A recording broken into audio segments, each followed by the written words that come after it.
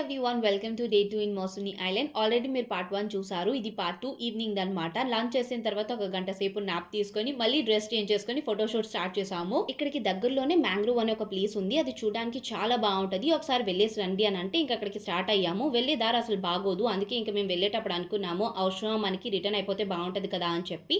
కానీ వన్స్ అక్కడికి రీచ్ అయిన తర్వాత మాత్రం వచ్చి మంచి పని చేసామనే అనిపించింది. బికాజ్ అక్కడ వ్యూ అంత బాగుండింది. దట్ మేము వెళ్ళింది ఎగ్జాక్ట్ గా సన్సెట్ టైంలో కాబట్టి చూడడానికి ఇంకా బాగుండింది. ఇంకా అక్కడ నుంచి వచ్చిన తర్వాత వెళ్ళేసి స్నాక్స్ అడిగి తెచ్చుకున్నాను. మేము అక్కడికి వెళ్ళామని చెప్పి వాళ్ళు మాకు స్నాక్స్ ఇవ్వలేదు. వెళ్ళి అడిగితే అయిపోయింది అని చెప్పారు. అలా కాదు, నాకు ఇప్పుడు ఆకలిస్తుంది ఇవ్వండి అని చెప్పి వెళ్ళి అడిగేసి తెచ్చుకున్నాను. బికాజ్ మా వాళ్ళందరూ మంచిగా చికెన్ చెప్పుకున్నారు, వాళ్ళు అది తింటారు.